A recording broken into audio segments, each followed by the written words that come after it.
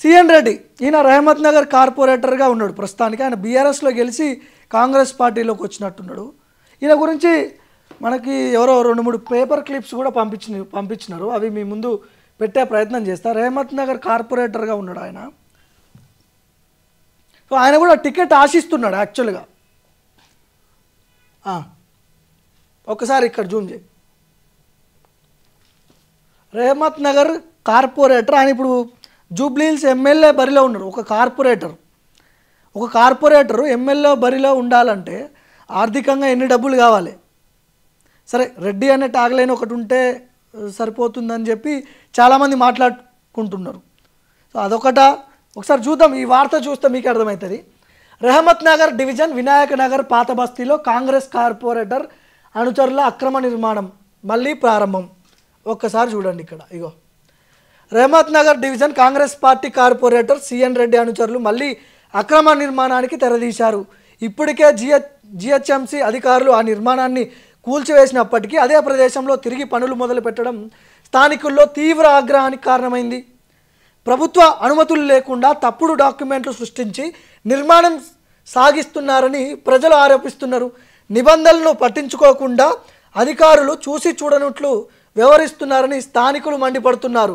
Congress party నాయకుడు corporator CN Reddy దగ్గరుండి పర్యవేక్షణ చేస్తున్నాడు. ఎందుకంటే దానికి కాంగ్రెస్ బ్యానర్లు కడుతూ ప్రచారం చేసుకుంటున్నారు అని స్థానికులు చెప్తున్నారంట. సో స్థానికుల డిమాండ్ వెంటనే అక్రమ నిర్మాణాలన్నీ ఆపాలి, లేదంటే బాధ్యులపై కఠిన చర్యలు తీసుకోవాలి, మరియు భవిష్యత్తులో ఇలాంటి సంఘటనలు జరగకుండా కట్టుదిట్టమైన పర్యవేక్షణ ఉండాలని స్థానికులు కోరుతున్నారు.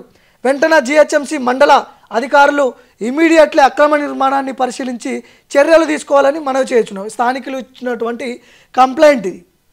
ఎవరో లోకల్ ఒక పేపర్ వాళ్ళు రాసిరు ఇది. అయితే ఇప్పుడు యూసఫ్గూడ బోరబండ పరిధిలో ఇది కంప్లైంట్ ఫైల్ అయింది. ఈ సిఎన్ రెడ్డికి సంబంధించిన అనుచరులు కొంతమంది 80 గజాల ప్లేస్ని కబ్జా చేసి కాంగ్రెస్ బ్యానర్లు కట్టి మొత్తం కబ్జా పెట్టి చేస్తున్నారని చెప్పి. మరి ఇట్లాంటి వాళ్ళకి కాంగ్రెస్ పార్టీ ఒకవేళ టికెట్ ఇస్తే భవిష్యత్తులో వాళ్ళు ఇబ్బందులు ఎదుర్కోవాల్సిన అవసరం కూడా ఉంటుంది. ఇప్పుడు ఒక కార్పొరేటరు ఇట్లాంటి కబ్జాలు పెడుతుంటే కేవలం రెడ్డి అనే ట్యాగ్ లైన్ ఉంది అని చెప్పి అంత ధైర్యమా, లేకపోతే అధికార పార్టీ అనే ఇదా? మరి ఎట్లా? మళ్ళీ కాంగ్రెస్ పార్టీ ఇప్పుడు జూబ్లీహిల్స్ బైపోల్ బరిలో ఉన్నాడు. అయినా ఒక కార్పొరేటరు ఎమ్మెల్యే బరిలో ఉండాలంటే ఎంత ఆర్థిక బలం కావాలి, ఎంత పొలిటికల్ సపోర్ట్ ఉండాలి, ఇవన్నీ బేరేజ్ చేసుకుంటే మనోడు ఎంత పెద్ద ల్యాండ్ గ్రాబరో అక్కడ ఉన్నటువంటి స్థానికులు ఆరోపిస్తున్నారు, కంప్లైంట్ చేసినారు.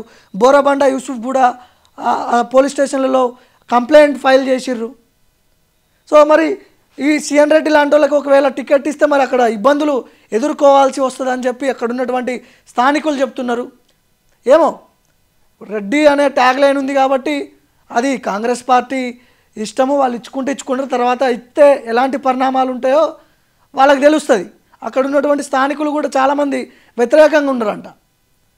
సో సిఎన్ రెడ్డిది ఇట్లా ఉంది.